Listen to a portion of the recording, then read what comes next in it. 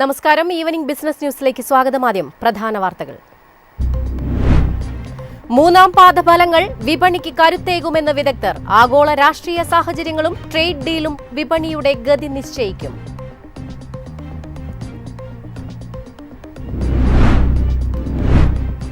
ഭൗമരാഷ്ട്രീയ പ്രതിസന്ധിക്കിടയിൽ ETF നിക്ഷേപത്തിൽ വൻ വർധന. Indian നിക്ഷേപകരുടെ ഗോൾഡ് ETFകളിലെ നിക്ഷേപം 3 ഇരട്ടിയാക്കി. നിർണായക ധാതുക്കളെക്കുറിച്ചുള്ള G7 രാഷ്ട്രങ്ങളുടെ ചർച്ചയ്ക്കായി ഇന്ത്യയെ ക്ഷണിച്ച അമേരിക്ക. ലക്ഷ്യം മേഖലയിലെ ചൈനയ്ക്കുള്ള അപ്രമാദിത്യം തകർക്കുക.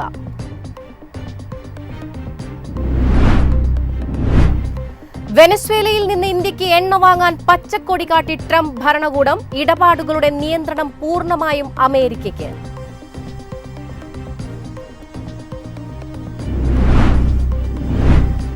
ജൂണിന് മുൻപായി റിലയൻസ് ജിയോ ഓഹരി വിപണിയിലെത്തുമെന്ന് പ്രതീക്ഷ. വിറ്റഴിക്കുക 2.5% ഓഹരികളെന്നും റിപ്പോർട്ട്.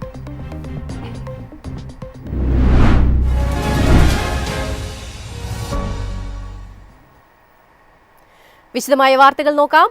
മൂന്നാം പാദഫലങ്ങൾ വിപണിക്ക് കരുത്തേകുമെന്ന് വിദഗ്ധർ. ആഗോള രാഷ്ട്രീയ സാഹചര്യങ്ങളും ട്രേഡ് ഡീലും വിപണിയുടെ ഗതി നിശ്ചയിക്കും.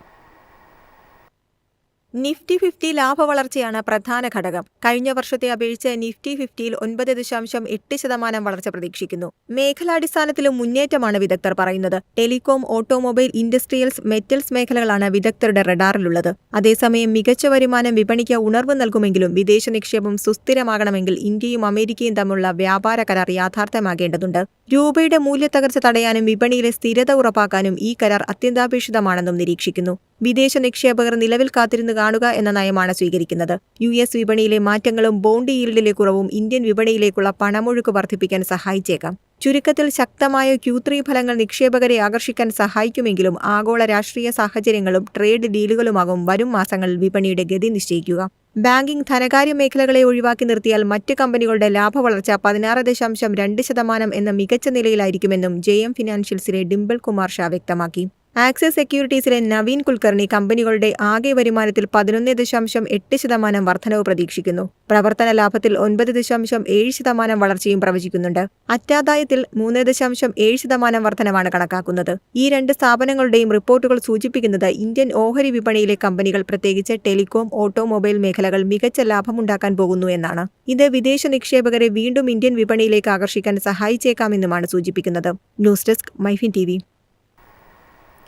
ഭൗമരാഷ്ട്രീയ പ്രതിസന്ധിക്കിടയിൽ ETF നിക്ഷേപത്തിൽ വൻ വർധന. ഇന്ത്യൻ നിക്ഷേപകരുടെ ഗോൾഡ് ETFകളിലെ നിക്ഷേപം 3 ഇരട്ടിയാക്കി. കഴിഞ്ഞ വർഷം ETFകളിലേക്കുള്ള ആഗോള നിക്ഷേപം 25% വർദ്ധിച്ചു. അമേരിക്ക ചൈനയെ മറികടന്ന് ഏറ്റവും വലിയ നിക്ഷേപക രാജ്യമായി. 2025-ൽ ഇന്ത്യൻ നിക്ഷേപകരുടെ ETFകളിലെ നിക്ഷേപം 3 ഇരട്ടിയിലധികം വർദ്ധിച്ചതായി വേൾഡ് ഗോൾഡ് കൗൺസിലിന്റെ ഡാറ്റ കാണിക്കുന്നു. എക്സ്ചേഞ്ച് ട്രേഡഡ് ഫണ്ടുകൾ വഴി സ്വർണ്ണത്തിൽ നിക്ഷേപിക്കുന്നതിനുള്ള ആഗോള ആവശ്യം 2025-ൽ 25% വർദ്ധിച്ചു. 2025 ഡിസംബർ 31-ലെ കണക്കനുസരിച്ച് സ്വർണ്ണ ETFകളിലെ മൊത്തം ആസ്തികൾ $558.9 ബില്യൺ ആയിരുന്നു. കഴിഞ്ഞ വർഷം ഇതേ കാലയളവിൽ ഇത് $271.8 ബില്യൺ ആയിരുന്നു. 2024 $37.04 ബില്യൺ ആയിരുന്ന ഫണ്ട് 2025-ൽ $88.55 ബില്യൺ ആയിരുന്നു. 2024-ൽ 3224.2 ടണ്ണിൽ നിന്ന് സ്വർണ്ണ നിക്ഷേപം 801 ടൺ വർദ്ധിച്ച് 4025.4 ടണ്ണായി. 2025-ൽ ഇന്ത്യയിലെ ETF നിക്ഷേപം $4.37 ബില്യൺ ആയിരുന്നു. 2024-ലെ $1.28 ബില്യൺ നിന്ന് 3 മടങ്ങ് കൂടുതലാണിത്.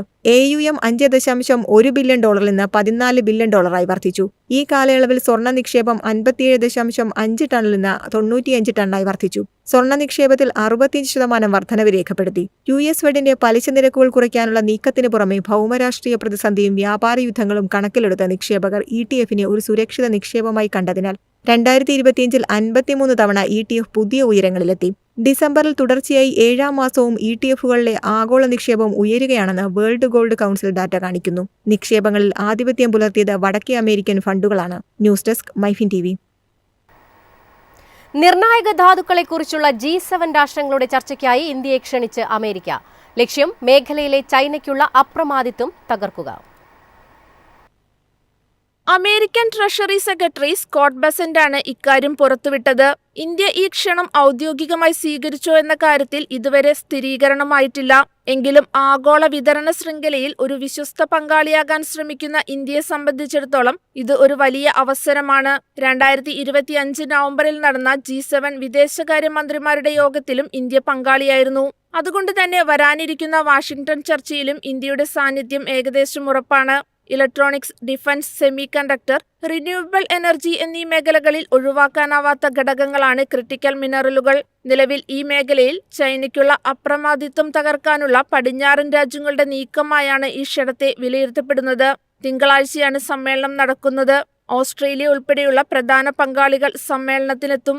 അന്താരാഷ്ട്ര ഊർജ്ജ ഏജൻസിയുടെ കണക്കനുസരിച്ച് കോപ്പർ, ലിഥിയം, കൊബാൾട്ട്, ഗ്രാഫൈറ്റ് എന്നിവയുടെ സംസ്കരണത്തിൽ 47% മുതൽ 87% വരെ വിഹിതം ചൈനയ്ക്കാണ്. ജപ്പാനുമായുള്ള നയതന്ത്ര തർക്കത്തെ തുടർന്ന് ചൈന അവർക്കുള്ള റെയർ എർത്ത് കയറ്റുമതിയിൽ കടുത്ത നിയന്ത്രണങ്ങൾ ഏർപ്പെടുത്തിയിരിക്കുകയാണ്. ഇത് ആഗോള വിപണിയിൽ വലിയ ആശങ്ക സൃഷ്ടിക്കുന്നു. ഈ സാഹചര്യത്തിൽ കൂടിയാണ് G7 വാഷിംഗ്ടൺ ചർച്ച നടക്കുന്നതെന്നതും ശ്രദ്ധേയമാണ്. News desk MyFin TV. വെനസ്വേലയിൽ നിന്നും ഇന്ത്യക്ക് എണ്ണ വാങ്ങാൻ പച്ചക്കൊടി കാട്ടി ട്രംപ് ഭരണകൂടം. ഇടപാടുകളുടെ നിയന്ത്രണം പൂർണ്ണമായും അമേരിക്കയ്ക്ക്. എണ്ണയുടെ വിപണനവും അതിൽ നിന്നുള്ള വരുമാനവും പൂർണ്ണമായും അമേരിക്കൻ സർക്കാർ നിയന്ത്രിക്കുന്ന അക്കൗണ്ടുകൾ വഴിയായിരിക്കുമെന്ന് നിബന്ധനയോടെയാണ് ഈ നീക്കം. സംഭരണശാലകളിലുള്ള 30 മുതൽ 50 ദശലക്ഷം ബാരൽ എണ്ണയായിരിക്കും ആദ്യം ഇത്തരത്തിൽ US വിറ്റഴിക്കുക. വെനസ്വേലയുടെ തകർന്ന എണ്ണ വ്യവസായത്തെ പുനരുജ്ജീവിപ്പിക്കാൻ $100 ബില്യൺ നിക്ഷേപം അമേരിക്ക ലക്ഷ്യമിടുന്നുണ്ട്. ഇതിനുള്ള ഫണ്ടിംഗാണ് നീക്കത്തിലൂടെ ഉദ്ദേശിക്കുന്നത്. അതേസമയം ക്രൂഡ് ഓയിൽ ഇറക്കുമതി വൈവിധ്യവൽക്കരിക്കാനും റഷ്യൻ എണ്ണയ്ക്ക് മേലുള്ള സമ്മർദ്ദം കുറയ്ക്കാനും ഇത് ഇന്ത്യയെ സഹായിക്കും. റിഫൈനറി സമുച്ചയമായ റിലയൻസ് വെനസ്വേലൻ എണ്ണ വാങ്ങുന്നതിനായി അമേരിക്കയുടെ അനുമതിക്കായി കാത്തിരിക്കുകയാണ്. കൂടാതെ വെനസ്വേലയിൽ നിക്ഷേപമുള്ള ONGCക്ക് അവിടെ കുടുങ്ങിക്കിടക്കുന്ന ഏകദേശം $1 ബില്യൺ കുടിശ്ശിക തിരിച്ചുപിടിക്കാനും ഈ നീക്കം വഴിതെളിയിച്ചേക്കാം. അമേരിക്കയുടെ ഈ ഇടപെടലോടെ ആഗോള എണ്ണവിലയിൽ കുറവുണ്ടാകുമെന്നാണ് കരുതപ്പെടുന്നത്.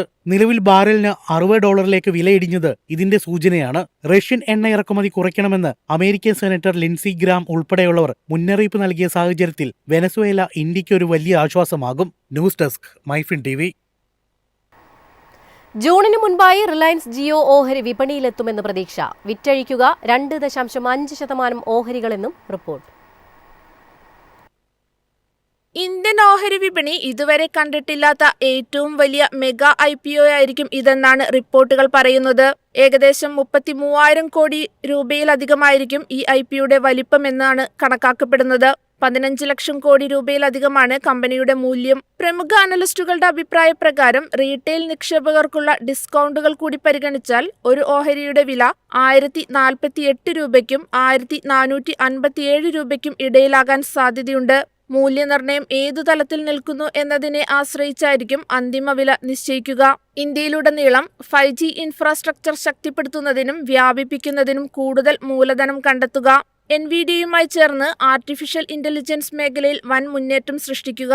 ഇലോൺ മസ്കിന്റെ സ്റ്റാർലിങ്ക് ഇന്ത്യയിലെത്തുന്നതോടെ ബ്രോഡ്ബാൻഡ് രംഗത്ത് വരാനിരിക്കുന്ന കടുത്ത മത്സരത്തിന് സജ്ജമാകുക. ഇവയാണ് IPOയിലൂടെ ജിയോ ലക്ഷ്യമിടുന്നത്. News desk MyFin TV. ഇന്നത്തെ സ്വർണം വെള്ളി നിരക്കുകൾ.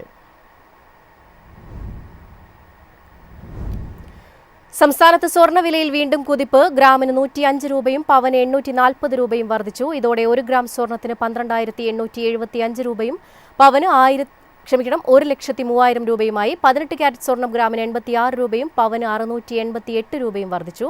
18 ക്യാരറ്റ് സ്വർണ്ണവില ഗ്രാമിന് 10,534 രൂപയും പവന് 84,272 രൂപയുമായി. വെള്ളി ഗ്രാമിന് 252 രൂപയാണ്.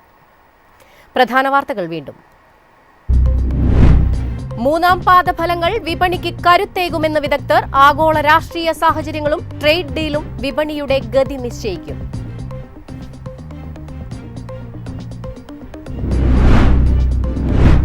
ഭൗമരാഷ്ട്രീയ പ്രതിസന്ധിക്കിടയിൽ ETF നിക്ഷേപത്തിൽ വൻ വർധന. ഇന്ത്യൻ നിക്ഷേപകരുടെ ഗോൾഡ് ETFകളിലെ നിക്ഷേപം 3 ഇരട്ടിയാക്കി. നിർണായക ധാതുക്കളെക്കുറിച്ചുള്ള G7 രാഷ്ട്രങ്ങളുടെ ചർച്ചയ്ക്കായി ഇന്ത്യയെ ക്ഷണിച്ച അമേരിക്ക. ലക്ഷ്യം മേഖലയിലെ ചൈനയ്ക്കുള്ള അപ്രമാദിത്യം തകർക്കുക. വെനസ്വേലയിൽ നിന്നും ഇന്ത്യക്ക് എണ്ണ വാങ്ങാൻ പച്ചക്കൊടി കാട്ടി ട്രംപ് ഭരണകൂടം. ഇടപാടുകളുടെ നിയന്ത്രണം പൂർണ്ണമായും അമേരിക്കയ്ക്ക്.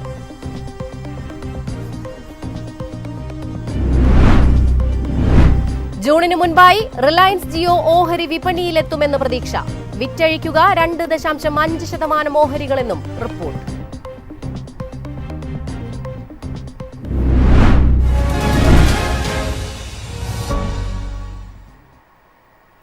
ഇതോടെ ഈവനിംഗ് ബിസിനസ് ന്യൂസ് സമാപിക്കുന്നു. നമസ്കാരം.